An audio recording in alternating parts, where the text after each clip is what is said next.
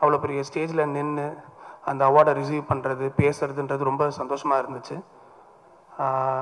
ஆக்சுவலாக ப்ரொடியூசராக அங்கே வந்து நாங்கள் எஸ்கே நிற்க வேண்டிய இடம் அது. பட் அன்ஃபார்ச்சுனேட்லி அவர் பிஸி ஆகிட்டார் இங்கே ஷூட்டிங் கமிட்மெண்ட்ஸில்.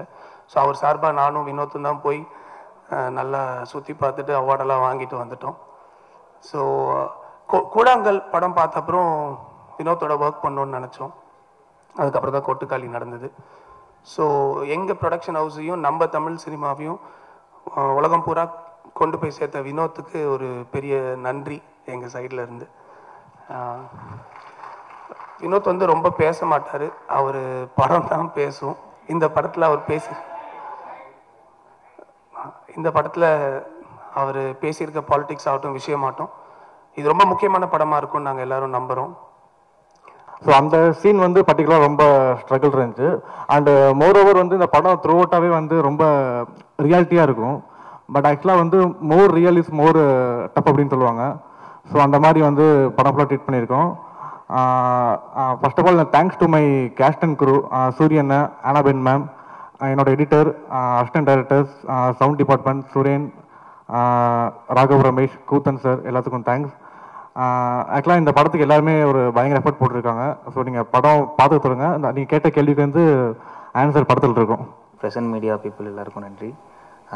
கொட்டுக்காளி பொறுத்த வரைக்கும் நிறையா விருதுகள்லாம் வாங்கியிருக்கு, வெளியே ஃபாரின் ஃபிலிம் ஃபெஸ்டிவல்ஸ்லாம் போயிருக்கு. பட் ஒன்று இதில் சொல்லிக்கணும்னு நினச்சது என்னென்னா, இது நம்மளோட கதை, நம்ம ஊரில் இந்த கதை நிச்சயமாக இங்கே இருக்க எல்லாத்துக்கும் இந்த கதை தெரியும். அவங்க அதை கடந்து வந்திருப்பாங்க, இதை கடந்து வந்திருப்பாங்க, இல்லை அவங்களுக்கு தெரிஞ்சவங்க யாராவது ஒருத்தவங்களுக்கு இது நடந்திருக்கும். அந்த மாதிரி ஒரு கதை தான். மோர் ரூட்டட் வந்து இன்டர்நேஷ்னல்னு சொல்லுவாங்க. அந்த மாதிரி தான் நம்ம கதையை எடுத்து தான் அது வெளியே போய் இப்படி ஒரு ரெக்கக்னிஷனை எடுத்திருக்கு. நம்ம ஊரில் இது எப்படி ஒரு வரவேற்பை கொடுக்குன்னு நாங்கள் ஆவலாக எதிர்பார்த்துட்ருக்கோம் மொத்த டீமாக. So expecting. தேங்க்யூ.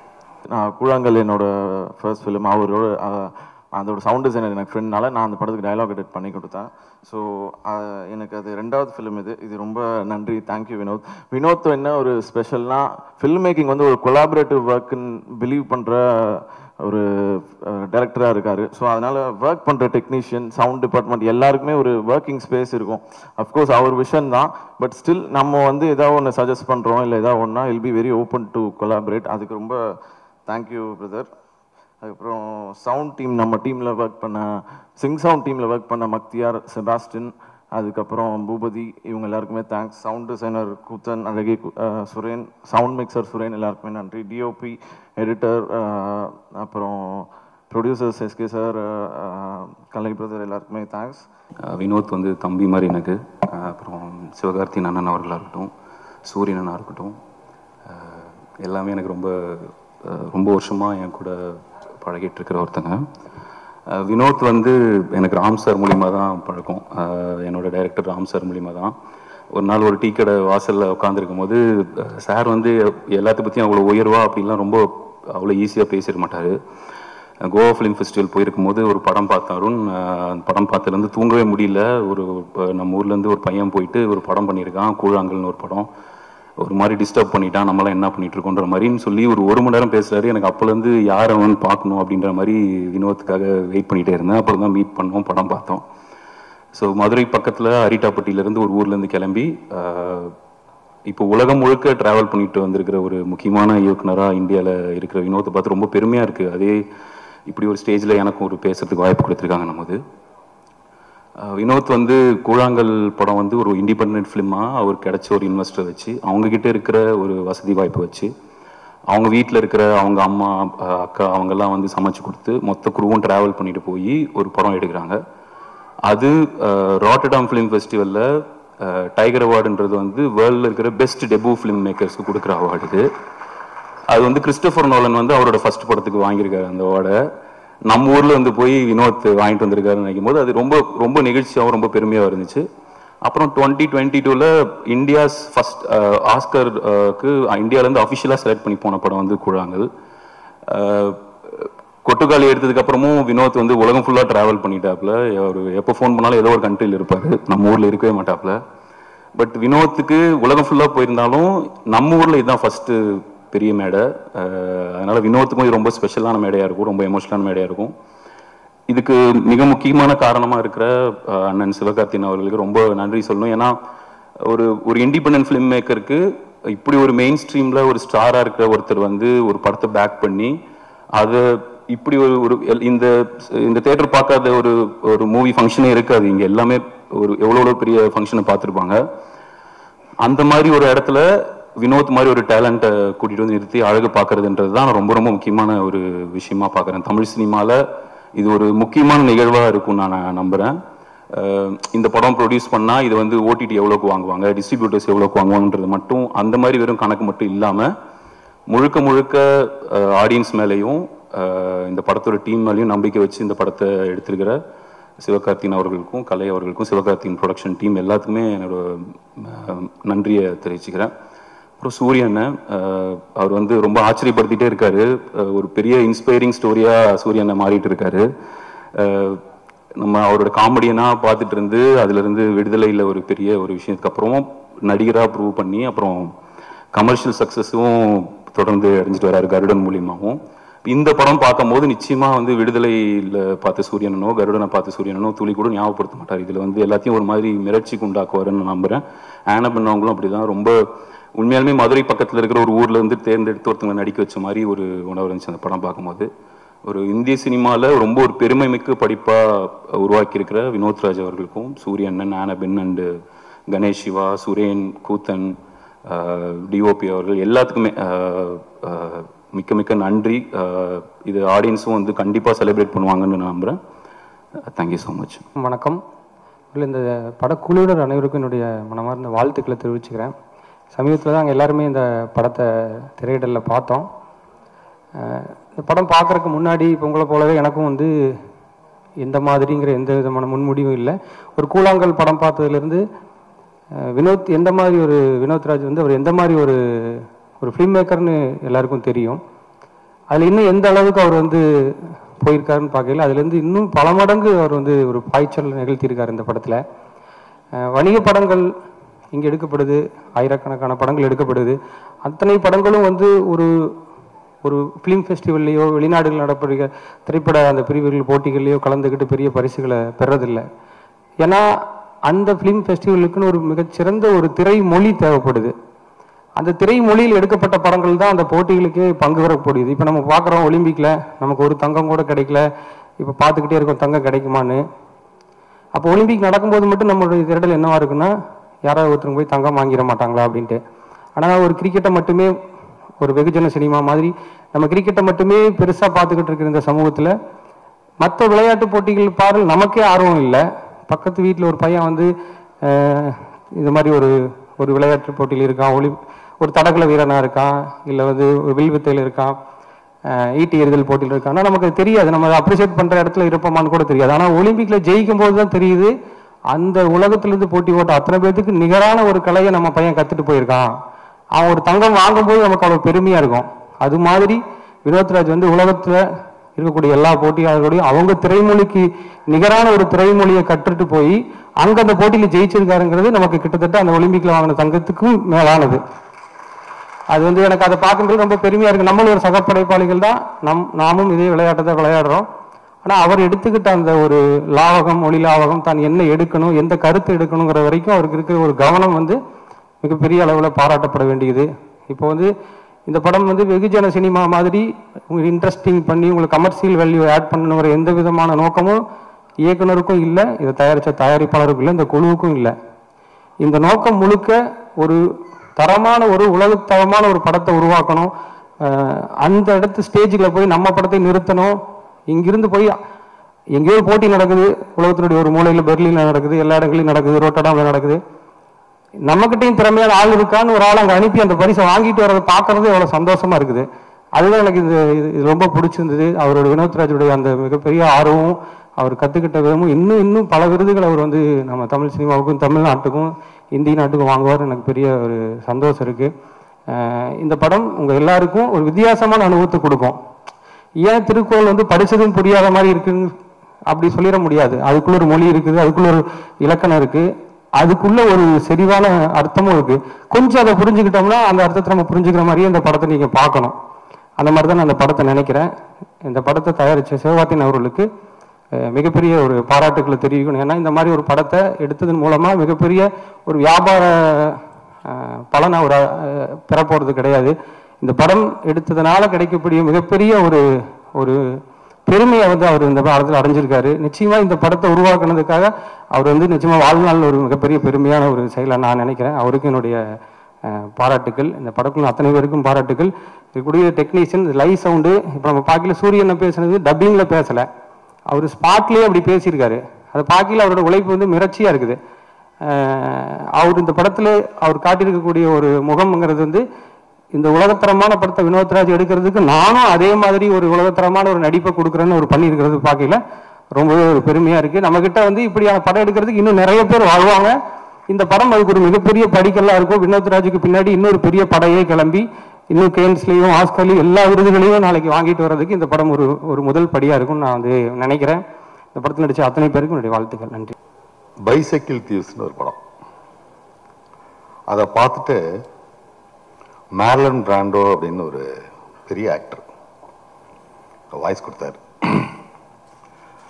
அந்த படத்தை பார்த்துட்டு சத்யஜித் ரே தான் வீடு சொத்தெல்லாம் அடமானம் வச்சு பதீர் பாஞ்சலின்னு ஒரு படம் எடுத்தார். பதீர் பாஞ்சலி பார்த்துட்டு பாலச்சந்தர் சார், நம்ம பாரதி ராஜா சார் அந்த இன்ஃப்ளூயன்ஸில் தான் அரங்கேற்ற வேலைன்னு ஒரு படம் எடுத்தாங்க. 16 வேலைன்னு ஒரு படம் எடுத்தாங்க. இது எதுக்கு சொல்கிறேன்னு கேட்டிங்கன்னா, சிவகார்த்திகேயன் அவர்கள் அந்த படத்துக்கு மேரான் வாய்ஸ் கொடுத்த மாதிரி இந்த படத்தை தயாரிக்க வந்ததுக்கு நாம் அனைவரும் ஒரு கைதட்டணும். அந்த ரவிக்குமார் சொன்ன மாதிரி எந்த வியாபார நோக்கமும் இல்லாமல் வந்து பண்ணியிருக்காரு. நான் அந்த படத்தை பார்த்துட்டேன். அந்த பிரமிப்பிலேருந்து மீளலை. நான் வழக்கமாக வந்து இந்த மாதிரி ரொம்ப விதந்தோதியெல்லாம் பேச மாட்டேன். ஆனால் எல்லாத்தையும் கட்டுப்படுத்திக்கிட்டு ஒரு அவை நாகரிகம் காரணமாக நான் பேசுகிறேன். இந்த படம் இதுவரையும் நான் பார்த்ததில்லை. அப்படி ஒரு யதார்த்தமான ஒரு படைப்பை நான் பார்த்ததே இல்லை. மற்ற நிறைய படங்கள் சொல்லுவாங்க, கொஞ்சம் அவங்க நடிக்கல வாழ்ந்திருக்காங்க அப்படின்னு சொல்லுவாங்க. கொஞ்சம் மிகையாக சொல்கிற ஒரு ஸ்டேட்மெண்ட்டாக தான் இதை எக்ஸ்பிரஷனாக தான் பார்க்குறேன். பட் ஸ்டேட்மெண்ட்டாகவே சொல்கிறேன், நீங்கள் இந்த படம் பார்த்தீங்கன்னா அப்படி உணர்வீங்க. இதுவரையும் எந்த படத்துலையும் பார்க்காத, இதுவரையும் சினிமா பார்த்ததில் ஒரு பார்க்காத ஒரு புது அனுபவத்தை வினோத்ராஜ் கொடுத்துருக்காரு. அவ்வளவு என்ன சொல்லுங்க கேட்டிங்கன்னா, எனக்கெல்லாம் ரொம்ப ஷேமாகி போச்சு. நான் ஈரானியன் ஃபிலிம் பார்த்துருக்கேன், நம்மெல்லாம் பார்த்துருப்போம் நிறைய ஃபில்மு. அந்த மாதிரி படம் வரல அப்படின்னு சொல்லி நம்ம படங்களை ஏதாவது ஒரு குறை சொல்லிகிட்டே இருப்போம். ஆனால் எனக்கு தெரிஞ்சு இது ஒரு கவிதை மாதிரி எடுத்திருக்காரு. இதை நான் எந்த விதத்துலையும் குறை சொல்லலை. ஏன்னா ரொம்ப நேர்மையான அப்ரோச், ரொம்ப ரொம்ப நேர்மையான அப்ரோச். ஒரு பொண்ணை பேய் பிடிச்சிருக்குன்னு இவங்களாம் நினச்சிக்கிட்டு அது முடிவே பண்ணிட்டு ஒரு சாமியார்ட்ட கூட்டு போகிறாங்க. இந்த டிராவல் தான் படம். எடுத்தோடனையும் அவங்க ஆத்தாக்காரி வந்து அப்படியே தண்ணியை தலைவலியாக ஊற்றிக்கிட்டு சூடத்தை பொருத்தி வச்சுட்டு சாமி கோயிலில் பண்ணிட்டு இது பண்ணிட்டு சாமி கும்பிட்டுட்டு இவங்க கிளம்புறாங்க. கூட இவனை கட்டிக்க போகிறான் பாண்டி. அந்த கேரக்டரில் தான் நம்ம சூரி பண்ணியிருக்காரு. ஓப்பனிங் ஷாட்டே ராமகிட்டிய தடு அந்த மாதிரியான ஒரு இது. இவங்க பேய் பிடிக்கிறதுக்குன்னு கூட்டு போகிறாங்க. அவளுக்கு பேய் பிடிச்சிருக்கா இல்ல யாருக்கு பேய் பிடிச்சிருக்கு, அதான் கதை. அதுல இந்த குறியீடு அந்த என்னமோ சொல்லுவாங்களே நிறைய அந்த இதை காமிக்கிறது, அந்த சிமிலி அப்படி, இது எல்லாமே ஒரு வாழ்க்கையை பார்த்த ஒரு நம்ம பக்கத்துல இருந்து பார்த்த ஒரு அனுபவமா அப்படி இருக்காங்க.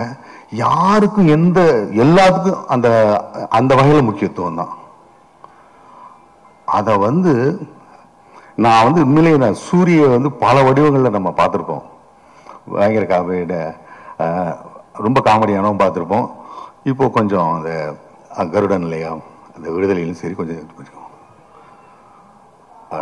குறைச்சி சொல்றேன்னு நினைக்காதீங்க. அதை தாண்டி அந்த கேரக்டராகவே வாழ்ந்து அந்த அந்த நிற்கிற அந்த நீ ஒரு சீன் நீங்க அந்த ட்ரெய்லர் வந்துச்சு, நான் அதை சொன்னா நல்லா இருக்காது, அந்த நீங்க அனுபவத்தை பெறணும். நாங்கள் எதிர்பார்க்காத சீன் அது. அதுல பிச்சு உதறிட்டாரு. உண்மையிலே எனக்கு அந்த சூரிட்டேந்து இருக்கிற நடிப்பெல்லாம் உறிஞ்சி எடுத்துட்டாரு வினோத்ராஜன் நான் நினைக்கிறேன். உண்மையிலே அவ்வளவு ஒரு இன்வால்மெண்டோட. இதுக்கு பிறகு பெரிய ஹீரோக்களும் பெரிய நடிகர்களும் ஆத்ம திருப்திக்காக ஒரு படம் வினோத்ராஜோட கண்டிப்பா பண்ணுவாங்க அப்படிங்கிறது என்னுடைய கணிப்பு. ஏன்னா அவர்கிட்ட இருக்கிறது அந்த தொழில் நிறுத்தி அந்த பக்தியை, அந்த கிராஃப்ட்மேன்ஷிப். வெறும் நல்லவனா இருந்தா மட்டும் பார்த்தா வல்லவனா இருக்க முடியல. வல்லவனாகவும் இருக்கிறான், நல்லவனாகவும் இருக்கிறான், அந்த நேர்மையா இருக்கிறான். என்ன எடுக்கணும் வித்தை காமிக்கிறதுனா அது ஒரு வேற கருத்தை வச்சுக்கிட்டு வித்தை காமிக்கலாம். வித்தை நல்லா பண்றான்னு. ஆனா கருத்தும் கரெக்டாக வச்சு கண்டென்ட் சமீபத்தில் உலகிட்டு இருக்கோமே, அந்த கண்டென்ட்டும் அந்த மேக்கிங்கும் அப்படி ஜெல்லாகி வருது. நீங்க கண்டிப்பா எந்த விதமான ஒரு விமர்சனமும் அவன் மேல வைக்க மாட்டீங்க நண்பர்களே. நான் அறிவிட்டு சொல்றேன். நான் இத கண்டிப்பா அந்த தியேட்டர்ல உட்கார்ந்து பார்க்கிற ஒரு அனுபவத்தை உண்மையிலே மக்கள்கிட்ட இருந்தா நம்ம கத்துக்கணும். நாம இப்படி போகும், அப்படி உட்காரும், இப்படி இந்த ரசிக்க மாட்டோம், அப்படி டவுட், அதெல்லாம் கிடையாது. ஏன்னா ஒவ்வொரு தடவையும் சேது அப்படிங்கிற ஒரு எல்லாரும் வித்தியாசமான படங்களை மக்கள் கொண்டாடி இருக்காங்க. அது மாதிரி இந்த படத்தை தியேட்டர்ல கொண்டாடுவாங்க அப்படிங்கிறது என்னுடைய அசைக்க முடியாத நம்பிக்கை. அந்த அனுபவத்தை கொடுத்திருக்கிற ஒவ்வொரு நடிகரும், நான் பேசுற எனக்கு தெரியல எனக்கு அந்த நடிகர்கள் நீங்க பாத்தீங்கன்னா நீங்க எழுதுவீங்க, கண்டிப்பா எழுதுவீங்க, எல்லா நடிகர்களும் எழுதுவீங்க. அது மாதிரி இந்த கேமராமேன் சிங் சவுண்டு, ஐயோ எனக்கு கிட்டத்தட்ட பொறாமையாவே இருந்துச்சு. அதாவது மியூசிக்ங்கிறது கொஞ்சம் என்ஹான்ஸ் பண்ணி வருதுதான். இப்ப ஒருத்தன் பாக்குறான் அப்படின்னா அவன் சரியான நடிக்கணும்னு வச்சுக்க, ஒரு மியூசிக் பண்ணும்போது என்ஹான்ஸ் பண்ணும். இது எந்த என்ஹான்ஸ்மெண்ட்டும் கிடையாது. அவன் மூச்சு விட்டு அப்படிங்கும்போது நமக்கு பக்குன்னு இருக்கு. இப்படி இது சாதாரண விஷயம் கிடையாது. எத்தனை டேக்கு எல்லாத்துக்கும் முன்னாடி இருக்கும். ஒரு கேப்பன்னம்னு ஒரு படம் நீங்க கண்டிப்பா பாருங்க, ஓடிடியில் இருக்கு, நெட்ஃபிளிக்ஸ்ல. அந்த படம் பார்த்து மிரண்டு, அது வெற்றிமாறன் சொல்லி பாருங்கன்னு சொன்னார்.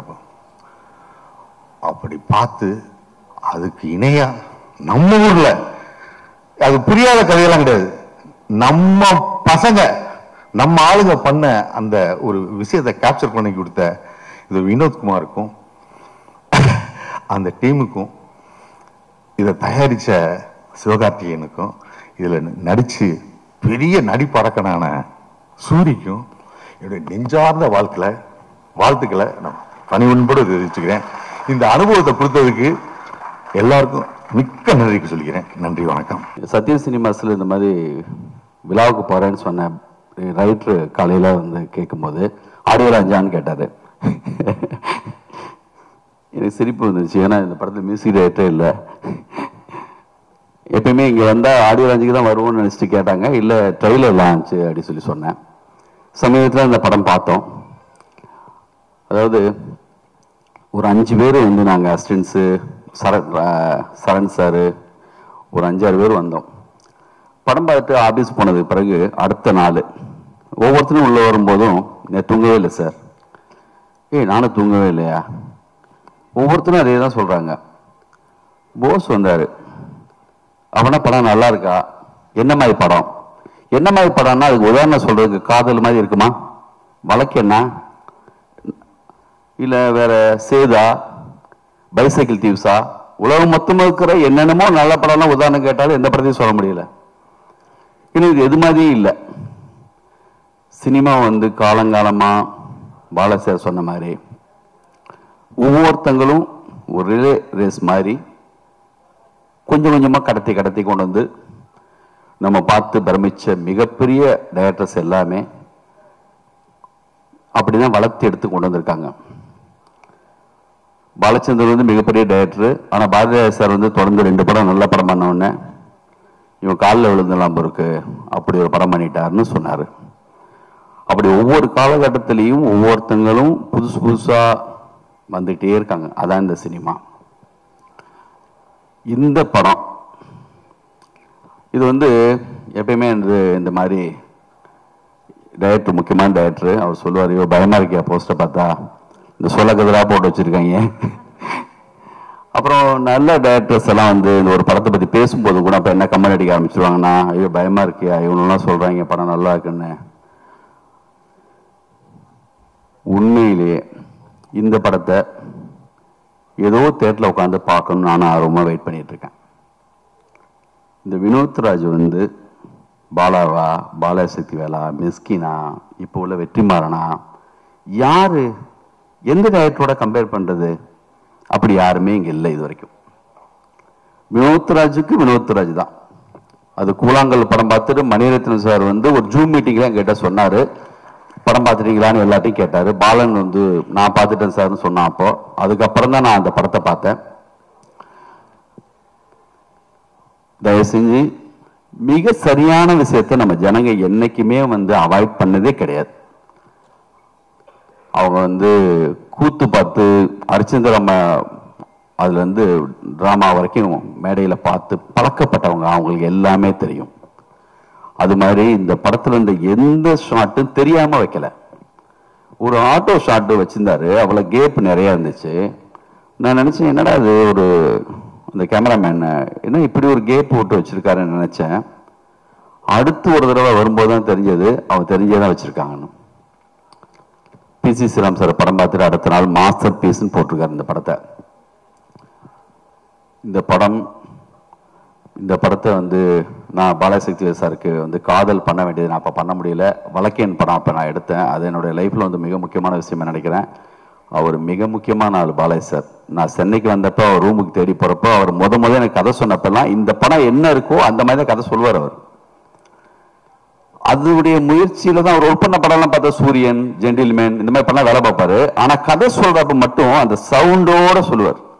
முத ஒரு ரூமுக்கு போறப்ப வெங்காயம் வெட்டிட்டே என்ற ஒரு கதை சொல்றாரு. சாம்ராய் கதையே வந்து நானாப்பட்டேகர் இல்லாட்டா மோகன்லால் மாதிரி ஒருத்தர் பண்றான்னு. இந்த பார்த்த படம் இருக்குல்ல, இந்த படத்துல எப்படி சவுண்ட் அந்த எடிட்டர் அந்த கட் பண்ணிருக்காங்க, அந்த டைரக்ட் பண்ணிருக்கா அப்படியோ அந்த மாதிரி சொல்ல ஆரம்பிச்சார். ரேடியோ ஓடி இருந்துச்சு, சின்னதாக சவுண்டு, அதை ஆஃப் பண்ணிட்டு வந்து உட்காந்து வெங்காயம் வெட்டிட்டு என்கிட்ட கேட்டார், நீ பாம்பே போயிருக்கியாடான்னு. போனதில்லை சார்னு. விடு, நானும் போனதில்லை சொல்லிட்டு ஆரம்பிச்சார். இந்த படத்துடைய ஓப்பனிங்கடா, துன் துன் துன் துன் துன் ஒரு ஸ்ட்ரீட்ல கேட்கிற அந்த சத்தம் தள்ளி கேட்கும் பாத்தியா, அப்படியே லேசா அதை சொல்ல ஆரம்பிக்கிறப்பே ஒரு பொண்ணு வாயில ஒரு நெல்லிக்காய், கதை சொல்ல வராது, அவர் எடுக்கிறவர், அவர் சொல்ல ஆரம்பிக்கிறப்ப அப்படி இருக்கும். எனக்கு ஆசையா இருக்கும், என்னடா இப்படி சொல்றாரு, நம்மளுக்கெல்லாம் இது வருமா? மகாநதி படம் பார்த்து நாங்கள் 2 பேரும் பேசியிருக்கோம். ஒவ்வொரு காலகட்டத்திலையும் ஒரு படம் வரும். அப்படி ஒரு படம் இப்போ வந்திருக்கு. சூரி அந்த கழுத்துல அப்படி போறது வந்து அந்த படம் அவருடைய இன்ட்ரடக்ஷன் இருக்கும்.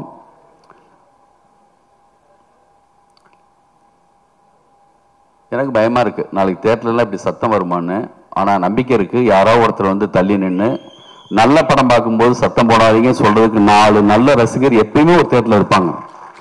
அதையும் நான் எதிர்பார்த்துட்டு இருக்கேன். அப்போ நம்மளுக்கு என்னெல்லாம் தோணுதுன்னா, அப்ப முத நாள் இவர் பயங்கரமா சண்டை நடந்திருக்கு.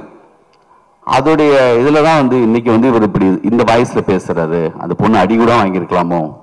ஒரு சிங்கிள் ஷாட்டு எத்தனையோ படங்களில் பார்க்குறோம். ஆனால் இந்த படத்துடைய ஓப்பனிங்லேயே அந்த டைரக்டரு இதுதான் படம், இதை பாருங்க.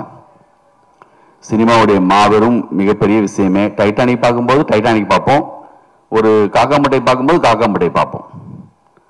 அது அந்த இருட்டில் லைட் ஆஃப் பண்ணதுக்கு பிறகு அது நடக்கிறது மேஜிக், ஒரு டைரக்டருடைய ஒரு ஆளுமை. இப்போ மிஸ்கின் சார் இருக்காரு, அவர் படத்தை ஏன் படம்டா பாருங்க அப்படி பார்க்க வைப்பார். அந்த மாதிரி இது வினோத்ராஜ் படம் இந்திய சினிமாவுக்கு உலக சினிமாவுக்கு மிக முக்கியமான ஒரு ஆள் வந்திருக்காங்கிறதுக்கான ஒரு படம். அது வந்து இதை எடுத்த சிவகார்த்திகேயன் அவர்களுக்கு என்னுடைய மிக முக்கியமான இந்த மாதிரியான நீ கண்டினியூவா செய்யுங்க. இந்த மாதிரி ஆட்கள் இப்ப இல்லை, தயவு செஞ்சு செய்யுங்க. உங்களுக்கு மிகப்பெரிய ஒரு மரியாதை இது மூலமா வரும். சூரியும் சரி, விடுதலை மூலமா வெற்றிமாறன் கரெக்டா ஒரு சேனல் மாத்தி விட்டுருக்காரு, கண்டினியூ ஆகுது வாழ்க்கையில. கருடன் மிகப்பெரிய வெற்றி. இந்த படத்துக்கு ஓப்பனிங் வரும். இந்த படத்தை தியேட்டர்ல உட்காந்து 100% ரசிப்பாங்க நம்பிக்கை எனக்கு இருக்கு. அது புதுசுதான், புது அனுபவம் தான். நம்ம தியேட்டர்ல பாக்குற மாதிரி தெரியும், இது அனுபவம் பார்ப்பாங்கன்னு நம்புறேன் நானும். எனக்கும் புதுசுதான், எல்லாருக்குமே அது புதுசுதான். ஜனங்க தான் அதுக்கு வந்து நீங்க நினைச்சீங்கன்னா என்ன மாதிரி என்னமா ஒரு உலகத்தை இப்ப என்ன ஆகுதுன்னா, அப்பெல்லாம் சாரி ஒரு சில வார்த்தைகள் சொன்னதுனால கொஞ்சம் கூட போறேன், என்னால முடியல. இந்த படம் பார்த்ததுல இருந்து அப்படிதான் இருக்கு. இப்போ எல்லாருக்குமான கண்ணாடியை ஆல்ரெடி யாரோ ஒருத்தவங்க மாட்டி விட்டுறாங்க. புளு கண்ணாடி மாட்டி விட்டா அந்த மூடோட தான் போறான். இந்த சாங் நல்லா இல்லைன்னு எல்லாம் பேச ஆரம்பிச்சா நல்லா இல்லை, கேட்கறது கூட கிடையாது, நல்லா இல்லையாமே. அந்த கண்ணாடியை நம்ம நினைச்சா நல்லதாகவும் மாட்டி விட முடியும். தயவு செஞ்சு இதுல கெஞ்செல்லாம் தேவையில்லை. இது யார்ட்டுமே நான் வந்து சொன்ன இந்த பதிவு போடும்போது இந்த படம் பார்க்கணும்னா உங்களுக்கு கொடுத்து வச்சிருக்கணும். யார்ட்டுமே இந்த படத்தை பாருங்கன்னு சொல்லி யார்ட்டுமே கெஞ்சணும் அவசியமே இல்லை. தரமான ஒரு வேலை செஞ்சிருக்காரு, அதுக்கான மரியாதை கண்டிப்பா வரும். இந்த படம் சம்பாரிச்சு கொடுக்காதுன்னு நினைக்க வேணாம். இதோடைய ஒர்த்து என்னங்கிறது வந்து உங்களுக்கு படம் ரிலீஸுக்கு பிறகு தெரியும், விமர்சனம் வந்தது பிறகு. மாபெரும் விலைக்கு இந்த படம் போகும். இந்த படத்துடைய ஹீரோயின் நிறைய பார்க்கும்போது அந்த அடையாளமே இல்லை, அப்படி பண்ணியிருக்காங்க. அந்த படத்துல நிறைய இருக்கு, பக்கம் பக்கமா இந்த படத்தை எழுதலாம். பாலச்சந்தர் வந்து காதல் படம் பார்த்துட்டு பாலசக்தி சாருக்கு ஒரு லெட்டர் எழுதினார். அது மாதிரி ஒவ்வொரு இயக்குனரும் இந்த படத்துக்கு வந்து அத்தனை பக்கம் பக்கமா எழுதி அவருக்கு அனுப்பலாம். கூடியவிரைவில் இன்னும் மிக முக்கியமான இயக்குனர்கள் இந்த படத்தை பார்ப்பாங்க. இது வந்து இந்திய சினிமால உலக சினிமாவுக்கே ஒரு அடையாளமான ஒரு படம். இந்த படத்துல வேலை பார்த்த எல்லாருக்கும் என்னுடைய வாழ்த்துக்கள். இந்த நூற்றாண்டின் மிகப்பெரிய எழுத்தாளர் என்று சொல்லப்படுகிற காப்ரியல் கார்சியா மார்கோஸனுடைய ஒரு கதை, அவருடைய கலெக்டட் ஸ்டோரிஸ்லேயே மிகச்சிறந்த கதை. இந்த உலகத்தின் மிகச்சிறந்த கதையில் ஒரு 10 கதையில் அதையும் சொல்றாங்க. அதுக்கு பேர் ஆங்கிலத்தில் வந்து டியூஸ்டே சீஸ்டா, அதாவது ஒரு செவ்வாய்க்கிழமையினுடைய மதிய தூக்கம் அப்படின்னு ஒரு கதை. வந்து ஒரு தாயும் அவருடைய குட்டி குழந்தை, ஒரு 6 வயசு 7 வயசு குழந்தை ஒரு ஊருக்கு போறாங்க. அந்த ஊர்ல போயிட்டு ஒரு சர்ச்சில் தன்னுடைய மகனுடைய கல்லறை எங்க இருக்குன்னு கேட்டு போறான் அந்த தாய். அப்ப அந்த பாதிரியார் சொல்றாரு வந்து அந்த ரெஜிஸ்டர் கொடுத்து அதில் சைன் போட சொல்றாரு. அந்த தாய் சைன் போடுறான். அப்போ அவர் கேட்குறாரு, ஏமா இப்படியாப்பட்ட ஒரு பிள்ளையை பெற்ற அப்படின்றாரு.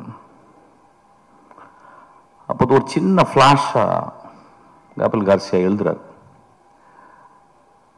அந்த மனிதன் அந்த மகன் அந்த ஊருக்கு வந்திருக்கான். ஒரு நாள் இரவு ஒரு கதவை உடைக்கிறான். அந்த வீட்டுக்குள்ள ஒரு பெண் தனியா இருக்கிறான்.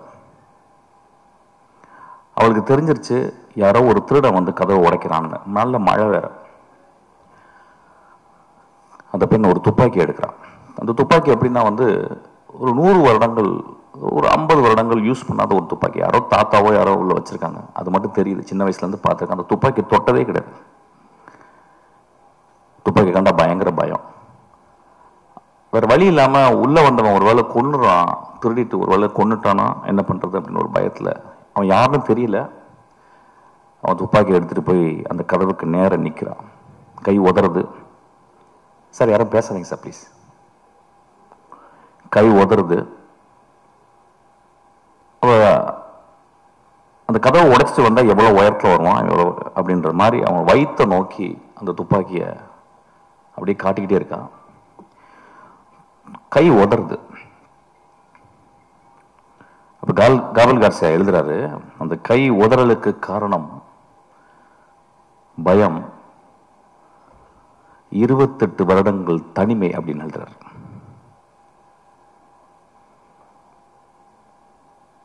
அதுக்கப்புறம் அவன் கையெழுத்து போடும்போது அந்த கேள்வி கேட்குறேன், இந்த மாதிரி புள்ளை ஏன்பா பெத்தன்னு கேட்கும்போது தாய் சொல்றான், என் புள்ள ரொம்ப நல்ல புள்ளன்றான். நண்பர்களே, ஒரு பெரிய கேள்வி வரும், திருடனை பெற்ற தாய் எப்படி நல்ல புள்ளன்னு சொல்றான் அப்படின்றது நீங்க அந்த கதையை படிக்கணும். ஒருவேளை தாய்க்கு எல்லா குழந்தைகளும் நல்ல குழந்தைகள் தான் நினைக்கிறேன். இந்த சமூகம் நிறைய குழந்தைகளை நிறைய தாய்கள் பெற்கிறாங்க. எல்லா தாய்களுக்கும் தன் மகன் அல்லது அந்த ஆண் நல்லவனாகவே இருக்கிறான். கை உதறலுக்கு காரணம் தன்னை கொலை செய்துவிட போகிறான் ஒருவன் அப்படின்ற பயம். அதுக்கப்புறம் 28 வருட தனிமை அப்படின்றார். அது ஏன் அந்த இடத்துல எழுதுனான்னு தெரியல. அந்த மாதிரி ஒரு தனிமையான பெண் தான் இந்த கொட்டுக்காளி. ஆக்சுவலா கீழே ஒரு சப்டைட்டில் போட்டிருக்காங்க, ரொம்ப எனக்கு உடன்பாடே இல்லை. an adamant girl.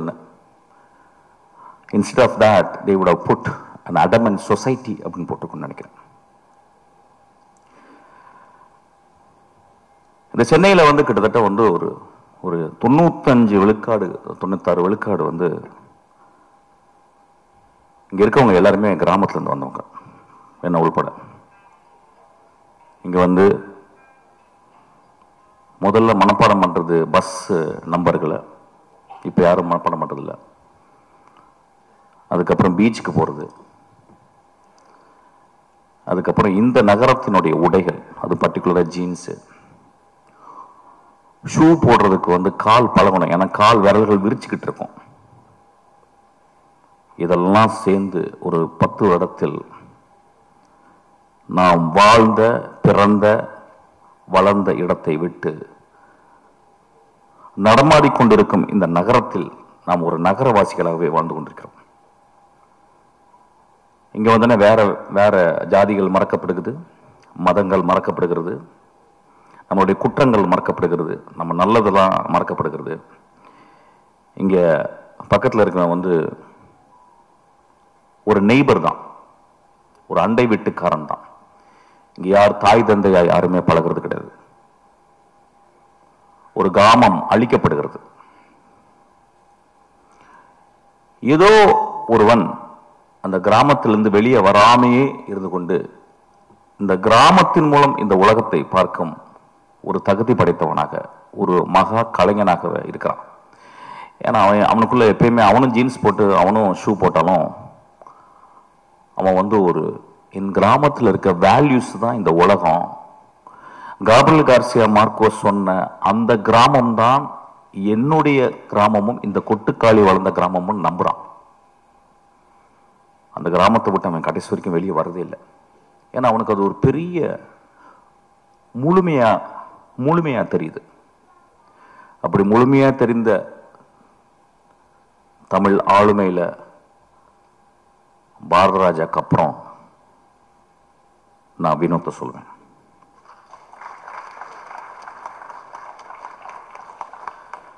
ஒரு திரைப்படம் எதுக்காக எடுக்கப்படுது அப்படின்னா, நிறைய பேர் என் அசிஸ்டன்ட் கேட்பேன், எதுக்குடா, எனக்கு தெரிஞ்சு 250 அசிஸ்டன்ட் என்ன மட்டும் போயிருக்காங்க. ஒரு வருஷத்துக்கு கிட்டத்தட்ட ஒரு 3000 அசிஸ்டன்ட் டைரக்டருக்காக வர்றவங்களை நான் சந்திக்கிறேன். கொஞ்சம் கூட சோம்பேறித்தனம் படாம அவங்கள்ட்ட கேட்கிறேன், எதுக்குப்பா நீ சினிமாக்கு வர்ற அப்படின்னு. அது இன்வேரியபிளா என்ன ஆன்சர் இருக்கும் அப்படின்னா, சார் நான் சாதிக்கணும் சார்,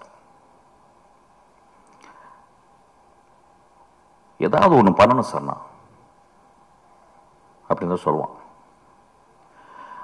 அந்த கிட்டத்தட்ட எல்லா வெர்ஷன்ஸும் ஒரே மாதிரி இருக்கும். இல்ல சார் என்கிட்ட ஒரு கதை இருக்கு சார், நான் ஒண்ணு பண்ணணும் சார். இப்படிதான் இருக்கும். அப்படிதான் நானும் வந்தோம், லிங்குசாமி வந்திருப்பாரு, சங்கர் சார் இப்படிதான் வந்திருப்பாரு, எல்லாருமே மணிரத்னம் எல்லாருமே இப்படி தான் வந்திருக்கும். இங்க வினோத் ஒருவேளை என் அசிஸ்டன்ட் வந்தா ஏன்டா வினோத் என்கிட்ட வந்த அப்படின்னு கேட்டா அவன் இந்த ஆன்சர் சொல்லியிருக்க மாட்டான். சார், இந்த உலகத்தை என் கதை மூலியமா மாத்தணும் சார் அப்படின்னு வந்திருப்பான்னு நினைக்கிறேன். இந்த கதை மூலம் தமிழ்நாடையே மாத்திருக்கான். எப்பயுமே சொல்லுவாங்க நான் ரொம்ப பொங்கி பேசுவார், ரொம்ப எக்ஸாஜரேட் பண்ணி பேசுவார், டிராமாட்டிக்கா தான் பேசுவார் அப்படின்னா நான் எப்பொழுதுமே அது ஒரு சத்தியமாக எடுத்துக்கிறேன். ஒரு மேடையில் வந்து பேசும்போது அடுத்த வார்த்தை என்னன்னு எனக்கு தெரிஞ்சுட்டா நான் வந்து இந்த சமூகத்தை நான் நெருப்பு ஊற்றி கொளுத்துறேன்னு அர்த்தம். நான் மேடையில் பேசும்பொழுதாவது என் நாக்கில் உண்மை தவழ வேண்டும் என்று நான் நினைக்கிறேன். ஏன்னா வீட்டில் நிறைய பொய் பேசுறோம், மேடையை விட்டு கீழே நம்பருக்கு நண்பர்கள்ட்ட நிறைய பொய் பேசுறோம், ப்ரொடியூசர்கிட்ட நிறைய பொய் பேசுறோம், நடிகர்கள்ட்ட நிறைய பொய் பேசுறோம். இந்த மேடையில் உண்மை பேச மட்டுமே நான் வந்திருக்கிறேன். அவ்வளவு தைரியத்தையும் நெஞ்சுரத்தையும் என்னுடைய ரத்தத்தை கொதிப்பு நிலையும் கொண்டு வந்தது இந்த படம்.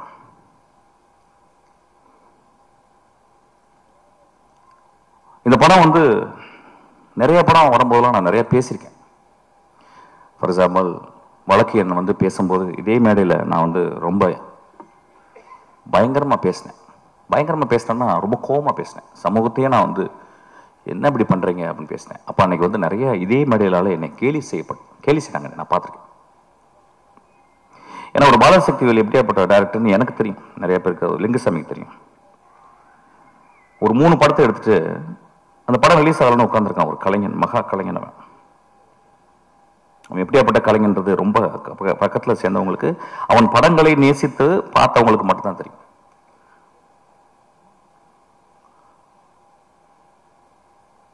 இந்த படத்துல இது எதுக்கு கொட்டுக்காளின்னு வச்சான்னு தெரியல, எனக்கு நிறைய மீனிங் என்னமோ போகுது. நான் ரொம்ப நாளைக்கு முந்தி சிவகார்த்தியனுடைய படத்துல ஒரு பூஜை அன்னைக்கு ஒரு நாள் ஒரு சாப்பாடு சாப்பிட்டு இருக்கும்போது பக்கத்தில் ஒருத்தன் வெள்ளை சல்ல வெள்ளை பேண்ட் போட்டு ஒரு கிராமத்தில் இருந்த ஒரு பையன் மாதிரி உட்காந்துருந்தான். அறிமுகப்படுத்தினான். யாரா நீ தம்பி அப்படின்னா, சார் நான் தான் சார் வினோத். அப்படின்னா யார்ப்பா? இல்லை சார் நான் வந்து கூழாங்கல். அப்படி ஆமாம் ஏதோ பேசிக்கிட்டு இருக்காங்க. நான் சொல்லுவேன் சரி என்ன பண்ண படம் ரிலீஸ் ஆகுதா இல்லையா? இல்லை சார் ஆயிரும் சார். ஓ அப்படியா சரி. என்ன படம் எடுக்கிற? அடுத்து என்ன பண்ண போகிறேன்? இல்லை சார் நான் ஆரம்பிச்சிட்டேன் சார். நான் சொல்கிறேன் கொஞ்சம் மெதுவாக எடுப்பான்னு வாயை எடுக்கிறேன். கொஞ்சம் மெதுவாக. இல்லை சார் நான் படம் ஆரம்பிச்சிட்டேன். நான் அப்படியே யார்ப்பா மியூசிக்கு? பாருங்க எவ்வளோ ஒரு ப்ரோக்ராம்டு வே ஆஃப் ஆஸ்கிங் ஒரு சேட்டிங் வித் அனதர் டைரக்டர். நான் கேட்குறேன் யாரா மியூசிக்கு அப்படின்னு. அப்படி சொன்னால் யாருமே மியூசிக் இல்லை சார். எனக்கு பயங்கர கோவம் வந்துருச்சு. பெரிய மயிர் மாதிரி பேசுகிறான். நான் முறைச்சேன். அப்புறம் நான் வந்துட்டு வீட்டு ஆஃபீஸ்க்கு வந்தோடனே அசிஸ்டன்ட்ஸ் கூப்பிட்டேன். இது மாதிரி ஒருத்தனை பார்த்துட்டேன், ஒரு பொறுக்கி பையன் கருப்பாக இருந்தான், ஒரு மாதிரி இருந்தான், பெரிய மாதிரி என்கிட்ட வந்து நான் யாரா மியூசிக்னு கேட்குறேன். அவன் சொல்கிறான் யாருமே இல்லை சார் அப்படின்றான். அப்படிலாம் எடுத்துடாதீங்கடா அப்படின்னு நான் ஏதோ நல்லது சொல்கிற மாதிரி நான் அசிஸ்டன்ஸுக்கு சொன்னேன். இந்த படத்தை பார்க்கும்போது தான் தெரிஞ்சுது என்னை வினோத் செருப்பு கழட்டி அடிச்சிருக்காங்க. நல்ல டைட்டில் கிடைச்சிருச்சு ஆக்சுவலி இன்னைக்கு. அவன் நிஜமாகவே என்னை செருப்பு கழட்டி அடிச்சான். நான் எல்லாரையும் செருப்பு கழட்டி அடிச்சோன்னா என்னை வெளியே போய் பயங்கரமாக திட்ட ஆரம்பிச்சாங்க டைரக்டர்ஸ்லாம். அது எப்படி பேசலாம், நாமளும் படம் தானே எடுத்துருக்கணும், அதனால நான் மட்டும் இதை எடுத்துக்கிறேன். என்னை மட்டும் வினோத் செருப்பை கழட்டி அடித்தான். இந்த விழாவுக்கு வரும்போது நான் காலையில் மனசு பேசினேன். ஏன்னா இப்போ நான் 2 படம் பார்த்துட்டேன். ஒன்று மாரியுடைய வாளை பார்த்துட்டேன். அது ஒரு வாரம் பைத்தியமாக இருந்து அன்றைக்கி நைட்டு ஃபுல்லாக பைத்தியமாக இருந்து ஃபுல்லாக எழுதி அசிஸ்டன்ட் டைரக்டர்லாம் தூங்காமல் உட்காந்து ஒரு 3 பேஜில் ஒரு லெட்டர் எழுதி வரும் நம்ம நாளில். இப்போ அதுக்கு முடிச்சு அந்த பைத்தியம் முடியும் தீர்றதுக்குள்ளேயும் இந்த பைத்தியம், இது பைத்தியம் இல்லை, இது பேயே பிடிச்சிச்சு எனக்கு.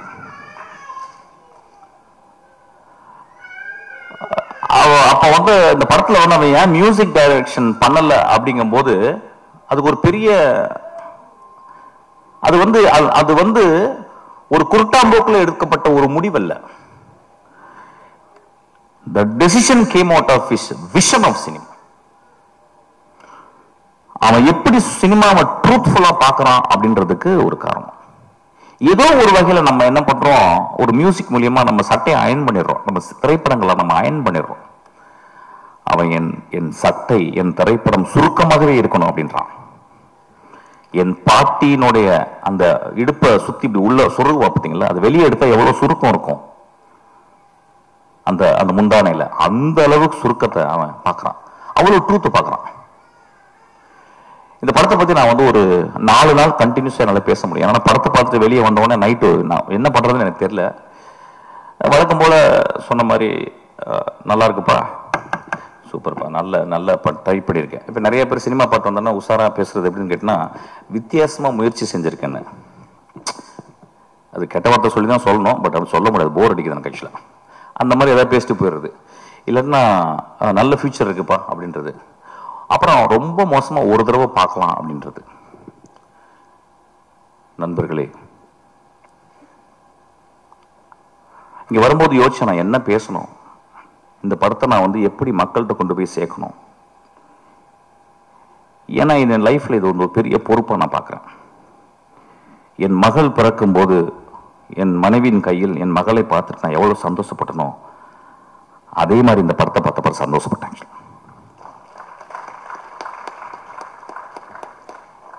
இந்த படத்தை பத்தி மக்கள்கிட்ட கொண்டு போய் சேர்க்கறதுக்கு என்னன்னா, நிறைய பல்ட்டி குட்டிக்காரனெல்லாம் அடிச்சாச்சு. யூஸ்வலா நான் நிறைய பேசியிருக்கேன். இந்த படம் மக்கள் வந்து எல்லாரும் பார்க்கணும், நான் அவுத்து போட்டு கூட நிக்கிறதுக்கு தயாரா இருக்கேங்க இந்த இடத்துல. ஏன்னா அப்படிதான் உரைக்கும். கை தட்டலாமே கொஞ்சம், ஒரு குத்து டான்ஸ், நேக்கட் டான்ஸ் இங்க ஆடலான் இருக்கு, இந்த படத்தை பாருங்க அப்படின்னு. நான் நேக்கட் டான்ஸ் ஆடி நீங்க பாத்தீங்கன்னா என்ன ஆவீங்க, அதை எக்ஸ்ட்ரா போஸ்ட் பண்ணி நீங்க அப்ப இந்த படத்தை போய் பாருங்கன்னு சொல்லலாம். இந்த கொடுமை எப்படின்னு கேட்டீங்கன்னா, இந்த தமிழ் சமூகத்துல வந்து அது இந்திய சமூகத்துல வந்து ஒரு நல்ல படத்தை பார்க்கறதுக்கு, நல்ல படம்னா எப்படின்னா ரொம்ப பிலாசபிக்கலான கொஸ்டின் அது. ஆமா, நான் 2 நிமிஷம் பேசலாமா, 1 மணி நேரம் பேசுறேன், பேசுது இடக்கு முடக்க அதை பேசினா பிரச்சனை ஆயிரும் உனக்கு. ஓகே, நல்ல படம் அப்படின்னாவே நம்ம நண்பர்கள், நம்ம நம்ம நம்ம ரசிகர்கள், நம்ம ரொம்ப நேசத்துக்குரிய நம்மளுடைய ரசிகர்கள் என்ன சொல்லிடுறாங்க வந்து, ஓகே புரிஞ்சிருச்சு, அதாவது வந்து பாலாசக்திவேலு, மிஷ்கின், ராமு, வெற்றி மனைவிகள் நல்ல படம் சொல்லிட்டா கொஞ்சம் பார்த்தே போவோம் அப்படின்ற மாதிரி கொஞ்சம் யோசிச்சு போவோம். ஏன்னா சினிமா பார்க்க வர்றதே அவுத்து போட்டு ஆடுறதை பார்க்கறதுக்கு தான் சினிமாக்கு நிறைய பேருக்கு ஆடுறது. அதாவது இன்னும் என்கிட்ட பேசுறாங்க, அந்த சார் அந்த குத்துப்பாட்டு ஒன்று போட்டீங்களே சார், அது மாதிரி இன்னொன்று போடுங்க சார். நான் என்ன போடலாம் செய்ய முடியும் ஆக்சுவலா.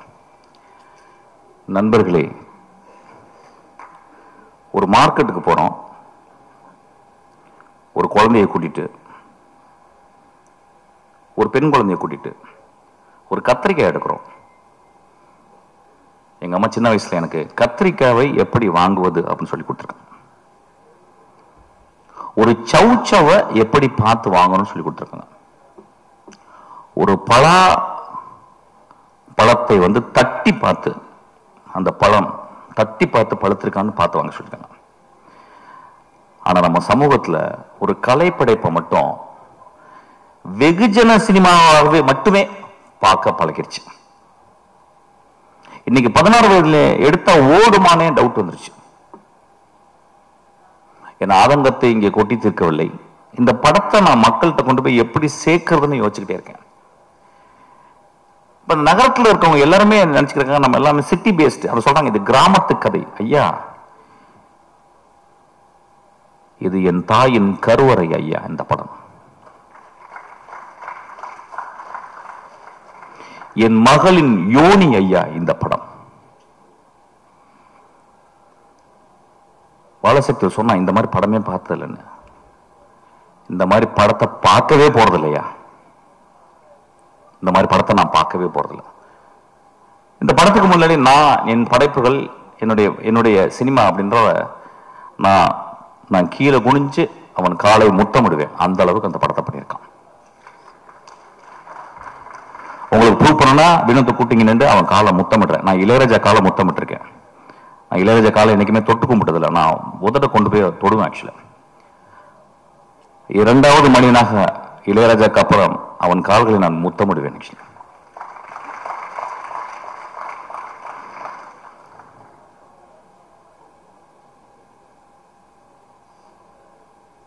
படத்தை பார்க்கும்போது அடுத்த சீன் என்ன, அடுத்த சீன் என்ன, அடுத்த சீன் என்ன, அடுத்த சீன் என்னன்னு சொல்லிட்டு நாங்கள்லாம் எழுதுவோம். எழுதும்போது ரொம்ப கேர்ஃபுல்லாக, நான் இப்போ கூட வரும்போது என் தம்பிகிட்ட பேசிக்கிட்டேன், ஒரு படம் வந்து நல்ல கதையாக இருக்கணும், என்டர்டெய்னிங்காக இருக்கணும், இப்போ மூணாவது தேவைப்படுது எக்ஸைட்டிங்காக இருக்கணும்னு சொல்லிட்டு. இந்த மூணுமே இந்த படத்தில் இருக்கு. என்ன ஒன்று, நீங்கள் பார்க்கறது உங்கள் பார்வையை வேற மாதிரி வச்சு பார்க்கணும். எனக்கு தெரிஞ்சு இந்த ரீசன்ட் டேஸ்ல இந்த கதைகள்ல நான் வந்து இப்போ 2 கதைகள் வந்து நான் இந்த 10 வருடத்துல திரைக்கதையில படிச்சது எக்ஸ்ட்ரானரி ஸ்டோரிஸ் சொல்லுவேன். ஒன்னு 3 பில்பர்ட்ஸ், இன்னொன்னு கெட் அவுட், ஜோர்டன் பீல்டு. அதுக்கப்புறம் இந்த கதையை சொல்லுவேன். ஏன்னா அது மூணுமே எப்படின்னா, ஒண்ணு வந்து பிளாக் ஹாரர், இன்னும் வந்து ஒரு பெண்ணினுடைய தவிப்பு, தன் மகளை பறி கொடுத்துட்டு ஒரு பெண்ணுடைய தவிப்பு. இந்த படத்துல ஒரு குடும்பம் ஒரு பெண்ணை வச்சுக்கிட்டு தவிக்கிறாங்க. அவ்வளவு சிறந்த மனிதர்கள் அந்த குடும்பத்தில் இருக்கவங்க. அந்த குடும்பம் பார்க்கும்போது, படம் பார்க்கும்போது அவங்க கெட்டவங்க மாதிரி தெரியும். எனக்கு ரொம்ப அந்த பெண்ணை விட அந்த குடும்பம் ரொம்ப நல்லதாக தெரிஞ்சது. வினோத் இந்த கேரக்டருக்கு வந்து வேற யாராவது பண்ணியிருந்தா நல்லா இருக்க கூட, நல்லா இருக்காதோ, நடிச்சிருவாங்களோங்கிறதுக்காக தன்னுடைய அக்காவையும் தன்னுடைய பெரியம்மா பொண்ணு தங்கச்சிகளாம் நடிக்க வச்சிருக்கான். இந்த படத்துல வந்து 2 காட்சிகள் நான் சொல்லுவேன். பாலாஜி பாதி கதை சொல்லிட்டேன். ஆக்சுவலா நான் சொல்ல மாட்டேன். உன்னை அதுக்கு அடிக்கணும். டே பாலாஜி, பாதி கதையை சொல்லிட்டேன். ஆக்சுவலா நான் சொல்ல மாட்டேன். இந்த படத்துல வந்து ஒரு சேவல் நடிச்சிருக்கு. அதான் முதல்ல பார்த்துருப்பீங்க. சேவல் நடிச்சிருக்குன்னு சொல்றதை விட அந்த சேவலை அவன் வந்து கேப்சர் பண்ணியிருக்கான். முதல் ஷாட்டா நீங்க போட்டிருக்கான், நீங்க பார்க்கணும். ஆக்சுவலா இந்த படம் சினிமாவை எப்படி பார்ப்பது, நாம் என்ன சினிமா பார்த்துக்கிட்டு இருக்கோம், அதாவது மொமெண்ட்ஸ் சொல்லுவாங்க. சினிமால வந்து மொமெண்ட்ஸ் சொல்லுவாங்க. எனக்கு தெரிஞ்சு நான் 27 வருடத்துல 2 மொமெண்ட் தான் நான் கிரியேட் பண்ணிருக்கேன். ஒரு மொமெண்ட் வந்து வெட்டி போட்டவன் இடத்துல வந்து ஒரு கிழவி வந்து பூ போடுறான். 2வது மொமெண்ட் வந்து தன் மகள் இறந்து போன பிறகு அப்பாவுடைய சிகரெட்டை வந்து குடிக்க கூடாதுன்னு கஷ்டப்படுறான். இந்த 2 மொமெண்ட் 27 வருஷத்துல இந்த படத்துல 60 சீனுமே 60 மொமெண்டா பண்ணிருக்கான். இந்த படத்தில் வந்து இயற்கையை அவன் யூஸ் பண்ணது, மனிதர்களுக்கு முன்னால இயற்கையை அவன் யூஸ் பண்ணது. ஒருவேளை நான் பேசுறது போர் அடிச்சாலும் அடிக்கலாம், பட் பரவாயில்ல, ஏதாவது பேசுறேன். ஏன்னா கொஞ்ச நேரம் பேசுறதுக்கு கேட்கறதுக்கு போயிடுச்சு. மச்சான் நெக்ஸ்ட் சீன் என்னன்னு போயிருது. ஆக்சுவலா நண்பர்களே,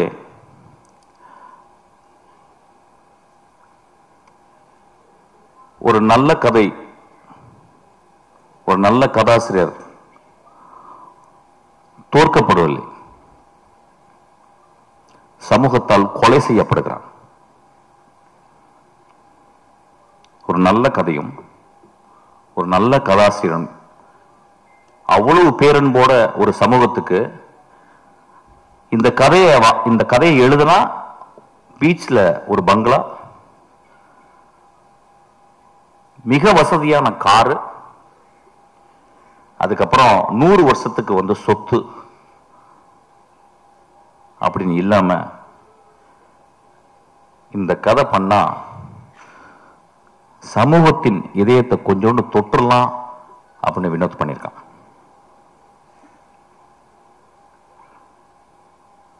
இந்த படத்தை வந்து பத்திரிகைக்காரங்க எல்லா படங்களுடைய திறப்பு வாசல்களை திறந்து வைக்கிறது பத்திரிகையாளர். அவங்க வந்து படம் வந்து பார்ப்பாங்க. பார்த்துட்டு எனக்கு தெரிஞ்சு எல்லா நல்ல படங்களையும் அவங்க வந்து ஆறத்தழுவி முத்தம் கொடுத்துருக்காங்க. இந்த படத்துக்காக வினோத்துக்கு இந்த பத்திரிகையாளர்கள் கோயில் கட்டணும்னு நான் கேட்கிறேன். இந்த சமூகம் ஒருவேளை அவன் கொலை செய்து விடலாம். அந்த கொலையிலிருந்து தப்பிக்க வச்சது சிவகார்த்திகேயன். சிவகார்த்திகேயன் ஒரு லீடிங் ஆக்டர், கடுமையான உழைப்பாளி. சிவகார்த்திகேயனால இந்த படத்தில் நடிக்க முடியாது. ஏன்னா ஒரு மிகப்பெரிய ரசிகர்கள் கூட்டம் வந்துருச்சு. ரசிகர்களை சந்தோஷப்படுத்துவது ஒரு பெரிய கடமையாச்சு. ஆனா அந்த குழந்தை, அந்த பையன், நான் மிகச்சிறந்த படைப்பு பண்ணணும்னு ஆசைப்பட்டு கூழாங்கல்ல பார்த்தவொன்னே, தம்பி இந்த படத்தை நான் தான் பண்ணுவேன்னு சொல்லியிருக்கான். அதுக்காக அந்த தம்பிக்கு ஒரு கோயில் கட்டணும். சிவகார்த்தினுக்கு ஒரு குழந்தை பிறந்திருக்கு, சிவகார்த்தினுக்கு இன்னொரு குழந்தையும் பிறந்திருக்கு. அதுதான் கொட்டுக்காளி. இந்த படத்தில் நடித்தவர்கள் அந்த அனா பென் ஒருத்தர் நடிச்சிருக்கா தெரியல. தமிழ்ல இருக்க பெண்ணுங்கள்லாம் இப்பெல்லாம் நடிக்கவே வரதில்லை நல்ல படங்களுக்கு. சார் எனக்கு 2 பாட்டு இருக்கா, 3 டான்ஸ் இருக்கா, தௌபா தௌபா தௌபான்னு அப்படின்னு ஏதாவது டான்ஸ் ஸ்டெப்பு ஹூக் ஸ்டெப் வைக்கிறதுக்கு இருக்கான்னு பார்ப்பாங்க. அப்போ தமிழில் பொம்பளைங்களே கிடையாது. அப்போ இங்கேருந்து போயிட்டு பஸ் ஏறி போயிட்டு ஆனபெல்னு ஒரு சிறுக்கியை பிடிச்சிட்டு வந்திருக்கான். ஆக்சுவலாக ஒரு பேய் அரக்கி. அவ எத்தனை வார்த்தை பேசியிருக்கான்னா 1.5 வார்த்தை பேசியிருக்கான்னு நினைக்கிறேன். ஒரு பாட்டு வர பாடிட்டா அதுக்கு அடி, ஒரே அடி. சூரிய போட்டு ஒரு 1 மணி நேரம் அடி என்ன அடிக்கிறான் போட்டவள. இந்த சமூகம் அப்படித்தானே இருக்கு. ஒரு பெண் பாடக்கூடாதுல்ல. ஒரு எக்ஸ்ட்ரானரி பெர்ஃபார்மன்ஸ். அநேகமாக இந்த வருஷத்தினுடைய நேஷனல் அவார்டு அந்த குழந்தைக்கு கிடைக்கணும்னு நான் வந்து ஆசீர்வாதம் பண்றேன். அதுக்கப்புறம் சூரியனுடைய எவல்யூஷன் கேரக்டர் ஆர்க். நான் சினிமாவில் தான் கேரக்டர் ஆர்க் பார்த்துருக்கேன். சும்மாவே கம்மி போய் சின்ன வயசுல திருவிழா நடக்கும்போது குழந்தை மைக்கு முன்னாடி போய் ஹலோ ஹலோன்னு கத்திட்டு வரும்ல, அது மாதிரி இப்போ பேசிட்டு வர சொல்லியிருக்காங்க. அதனால வந்து எல்லாருக்குமே ரொம்ப நன்றி. நான் சப்போர்ட் பண்ணிட்டு எப்பவுமே சப்போர்ட் பண்ணிட்டு இருக்கேன். என்னோட வெல்விசர்ஸ் வெற்றிமாறன் அண்ணே, ராம் அண்ணே, மிஸ்கேன் அண்ணே, எல்லாருக்குமே ரொம்ப நன்றி. இந்த ப்ராஜெக்ட் ஸ்டார்ட் பண்ணுறதுக்கு இதை டிசைன் பண்ணிட்டு அருண் கே விஸ்வானே ப்ரொடியூசர், அவருக்கு ரொம்ப நன்றி. எல்லாருக்குமே ரொம்ப நன்றி. ஏன்னா ரொம்ப ஏதாவது பேசணும்னு நினச்சோம், டைம் ஆயிடுச்சு. தேங்க்யூ சிவகார்த்தி அண்ணே, உங்களால தான் இதெல்லாம் இவ்வளோ தூரத்துக்கு வந்துச்சு. ஏன்னா எல்லா படத்துக்கும் எல்லாம் என்ன பண்ணுமோ அது இந்த படத்துக்கும் பண்ணணும்னு சொல்லி ஒவ்வொரு வாட்டி ஸ்டெப் எடுத்து பண்ணுறது.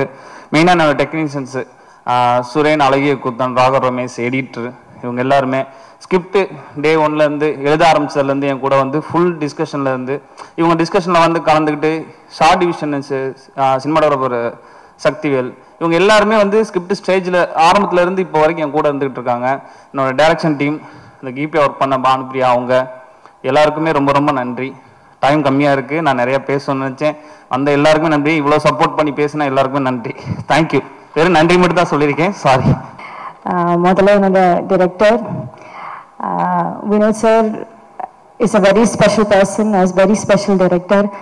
அவங்க என்னோட ட்ரஸ்ட் கொடுத்து இந்த கேரக்டர் எனக்கு தந்தாலும் ரொம்ப சந்தோஷம். எஸ்கே சார், நீங்கள் எல்லாமே இந்த படமே முடியாது. அண்ட் சூரி சார், நீங்கள் அவ்வளோ சூப்பராக பாடி ஆயிடுச்சுனால எனக்கு மீனாவது முடிஞ்சது, அதுக்கு நன்றி. Thank you so much. இது ரொம்ப இம்பார்ட்டண்டான ஒரு விஷயம், டிஸ்கஸ் பண்ண ஒரு படம். இது கண்டிப்பாக எல்லாருக்கும் பிடிக்கும்னு நான் நினைக்கிறேன். Thank you so much. எல்லாருக்கும் வணக்கம். இன்னைக்கு முக்கியமான சேனலுக்கு நீங்கள் கண்டென்ட் ஆகிட்டீங்க. ஆமாம், ஒரு சில பேர் ஃபங்க்ஷனை பார்க்குறாங்களோ இல்லையோ, என்னோட ஃபேன்ஸ் எங்கேருந்து வர்றாங்க, எங்கே வர்றாங்க, எத்தனை பேர் வர்றாங்க, இதைத்தான் நிறையா சேனல் நிறையா நோட் பண்ணுறாங்க. முக்கியமான செய்தியில் அன்னைக்கு வந்துக்கிட்டே இருக்கு, அதெல்லாம் வச்சு இதைத்தான் நோட் பண்ணுறாங்க. தம்பிகள் அவங்க அப்படிதான் சொல்லிக்கிட்டு இருக்கிட்டே இருங்கடா. தேங்க்யூ தம்பிகளா, அன்பு தம்பிகளா.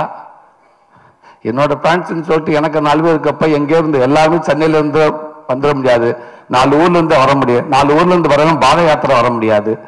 அவன் பஸ்லேயோ பைக்லேயோ கார்லேயோ வரதான் முடியும்.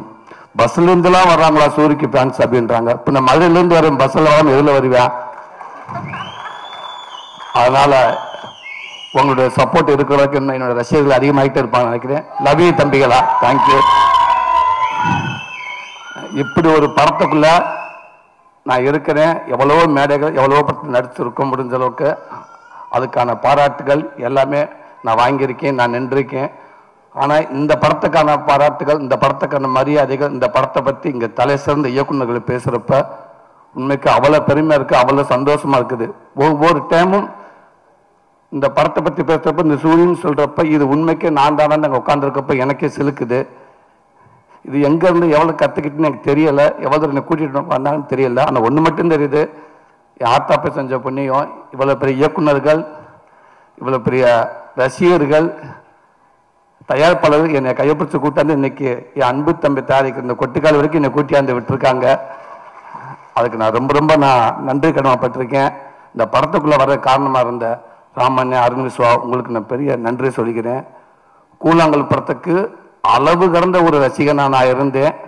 ஆனால் அப்பேற்பட்ட இயக்குனர் படத்துக்குள்ளே திருப்பி இன்னொரு நடிகனாக கொண்டு வந்ததுக்கு அந்த இறைவனுக்கு நான் ரொம்ப ரொம்ப நன்றி சொல்லிக்கிறேன். இந்த படத்தை அத்தனை பேரும் தலை சிறந்த இயக்குநர்கள் எல்லாமே அந்த தியேட்டரில் போட்டு காட்டுறப்ப அவ்வளோ பழக்கத்திலேருந்து எப்படி சமீபத்தில் அமெரிக்காவுக்கு போகிறப்ப அந்த வீசாவுக்கு போகிறப்ப ஒரு வாரமாக நான் தூங்கலை. கொண்டுட்டாங்க என்னைய, விட்டுங்க நான் அந்த நாட்டுக்கே போனடான்ட்டு ஒருத்தன் போன் பண்ணிட்டேன். இங்கே பாரு, இந்த கேள்வி கேட்பாங்க, இதுக்கு மட்டும் ஆம்னு சொல்லணும், இதுக்கு இல்லைன்னு சொல்லணும், மற்ற எதுவும் கேட்கவே மாட்டாங்க. திருப்பி ஒன்னதுக்கு ஒருத்தர் பண்ண முடியாது, அதெல்லாம் இல்லை. இந்த கேள்வி கேட்பாங்க, இதுக்கு நீ எஸ்ன்னு சொல்லணும், இதுக்கு நீங்கள் நோன்னு சொல்லணும், வேற எதுவும் செய்யக்கூடாது அப்படின்னு சொன்னாங்க. ஃபங்க்ஷனுக்கு அப்புறம் கேட்டால் ஆமான்ட்டாங்க.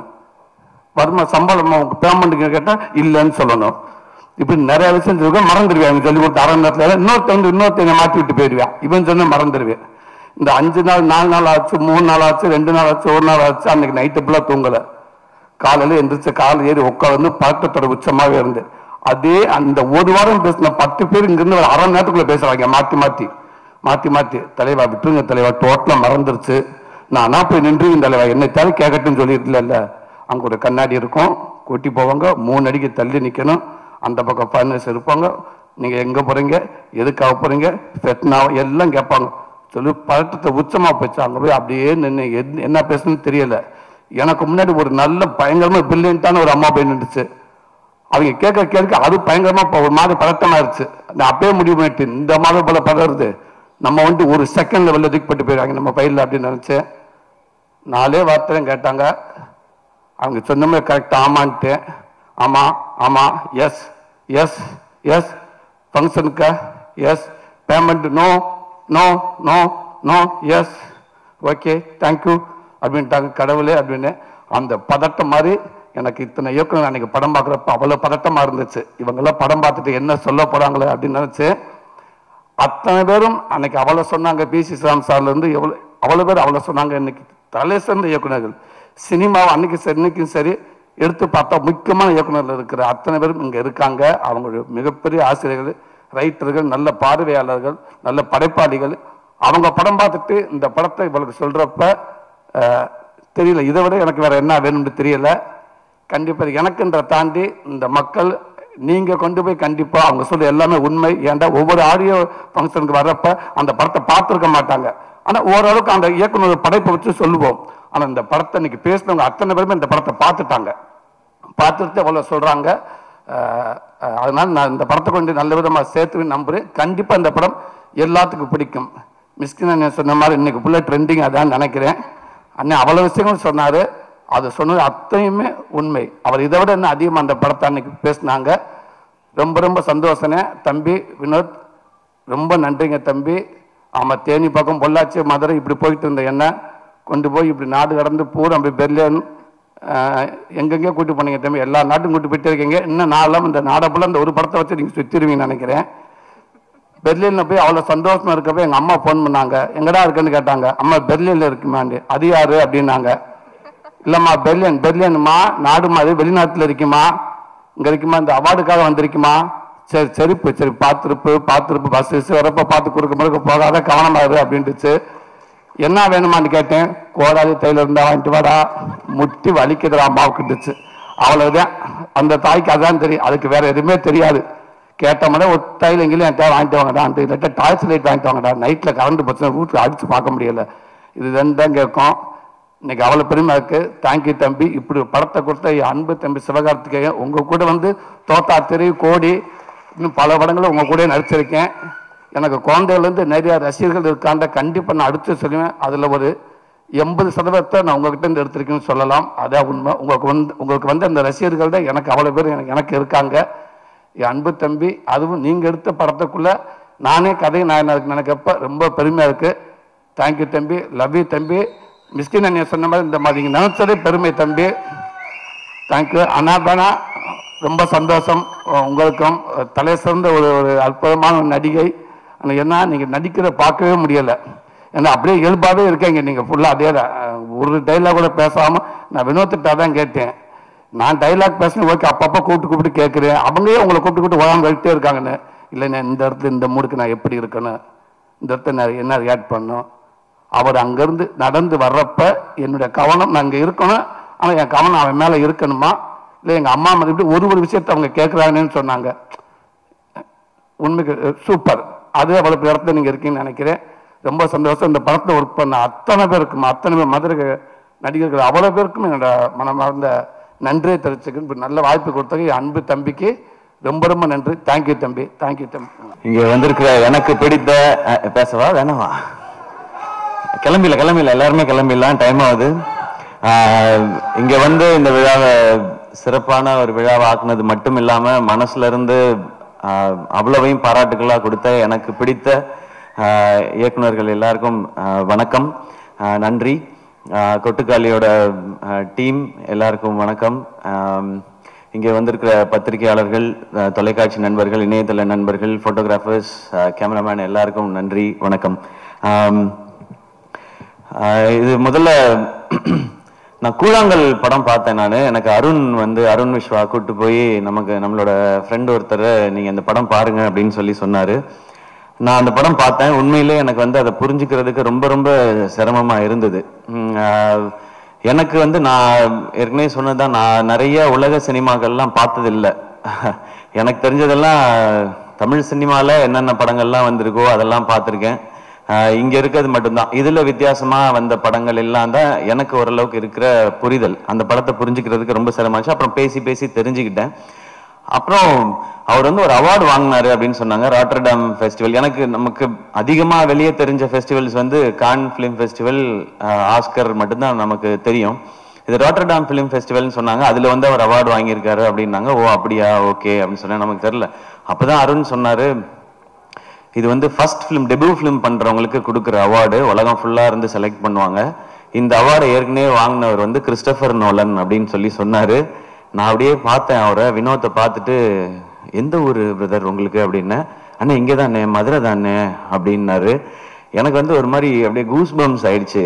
மதுரையிலேருந்து போய் ஒரு இன்டர்நேஷ்னல் ஃபிலிம் எடுத்து கிறிஸ்டோபர் நோலன் வாங்கின அவார்டை ஒருத்தன் நம்ம ஊரில் வாங்கியிருக்கான், ஏன் இது வெளியே தெரியவே இல்லை அப்படின்னு சொல்லி நான் அருண்கிட்ட கேட்டேன். இல்லை தெரியலங்க, அந்த படம் எப்போ தான் ரிலீஸு, அதை ரிலீஸ் பண்ணி இதை ஒரு மொமெண்ட் ஆக்கலாமே என்பது, அது என்ன காரணங்கள் எனக்கு தெரியல, அதுக்குள்ளே நான் போக விரும்பல, அது கரெக்டாக நடக்கலைன்னும் போது அப்போ நான் அருண்கிட்ட சொன்னேன், அவரோட அடுத்த படம் நான் ப்ரொடியூஸ் பண்ணுறேன், அவர் என்ன கதை வச்சிருக்காருலாம் தெரியல, என்னவா இருந்தாலும் நான் பண்ணுறேன், கதைக்காக நான் பண்ணுறதுன்ற தாண்டி இப்படி ஒருத்தனை செலிப்ரேட் பண்ணுறதுக்காக நான் இந்த படம் பண்ணுறேன்னு. இந்த படம் ஆரம்பிக்கப்பட்டதுக்கான ஒரே காரணம் வினோத் ராஜ் அப்படிங்கிற ஒருத்தரை செலிப்ரேட் பண்ணுறதுக்காக மட்டும்தான். அதுக்காக இது என்ன பட்ஜெட் எதுவுமே தெரியாது. அவர் கதை சொன்னார், ஐடியா சொன்னார். எனக்கு ஃபுல் கதையெல்லாம் சொல்லாதீங்க, சொன்னீங்கன்னா அது இப்படி இருக்கலாம் அப்படி இருக்கலான்ற டிஸ்கஷன் வரும். நோ, உங்களுக்கு என்ன எடுக்கணும்னு தோணுதோ அதை எடுங்க, பட்ஜெட்டை ஒர்க் அவுட் பண்ணி கொடுங்க, இதை நம்ம பண்ணுறோம், அவ்வளோதான். ஏன்னா இங்கேருந்து பயங்கரமான படம் வரணும், நம்ம ஊர்ல இருந்து ஏன் வர்றதில்லை, நம்ம ஊர்ல இருந்து ஏன் வர்றதில்லை நம்ம அடிக்கடி கேட்டுட்டே இருக்கோம். அதை நிறைய இயக்குனர்கள் பண்ணிட்டே இருக்காங்க. அதையும் தாண்டி ஒரு ஸ்டெப் வைக்கணும்னா இந்த மாதிரி ஒரு விஷனோட வரும்பொழுது அவங்கள எந்த கேள்வியும் கேட்காம அந்த விஷனோடய அவங்கள விட்டுறது தான் சரியா இருக்கும்னு எனக்கு தோணுச்சு. ஸோ இது வினோத் ராஜை செலிப்ரேட் பண்றதுக்காக நான் எடுத்த படம் இது. இப்போ அந்த செலிப்ரேஷன் ஆரம்பிச்சிருச்சுன்னு நினைக்கிறேன். இந்த படம் பார்த்து இங்க மிஷ்கின் சார் பேசினது, பாலாஜி சக்திவேல் சார் பேசினது, லிங்குசாமி சார் பேசினது, வெற்றி சார் பேசினது, இன்னும் நிறைய இயக்குனர்கள் பேசினது எல்லாம் பார்க்கும்பொழுது ஓகே, நம்ம எல்லாரும் சேர்ந்து செலிப்ரேட் பண்ண ஆரம்பிச்சிட்டோம் அப்படிங்கிறது தான் எனக்கு அந்த சந்தோஷம் இருக்கு. வினோத், இது ஒரு ஸ்டார்ட் தான். இந்த படத்துல நான் என்ன இன்வெஸ்ட் பண்ணியிருக்கேனோ இது போக இந்த படம் வெற்றி அடைஞ்சு எனக்கு லாபம் வந்தால் அதுல ஃபர்ஸ்ட் இருக்கிறத எடுத்து நான் உங்களுக்கு அடுத்த படம் அட்வான்ஸா கொடுப்பேன். நீங்க அடுத்து என்ன படம் எடுக்கணும்னு நினைக்கிறீங்களோ அதை எடுங்க. அது போக இன்னும் கொஞ்சம் லாபம் கிடைச்சதுன்னா வினோத் ராஜ் மாதிரி இன்னும் எங்கேயாவது இயக்குனர்கள் இருக்காங்களான்னு தேடி கண்டுபிடிச்சு கொடுக்கறதுக்கு அருண் விஸ்வா இருக்கிறாரு. அவர் அந்த மாதிரி கண்டுபிடிச்சு கொடுத்தாருன்னா அவங்களுக்கு இன்னும் 2 பேருக்கு நான் அட்வான்ஸ் கொடுப்பேன்.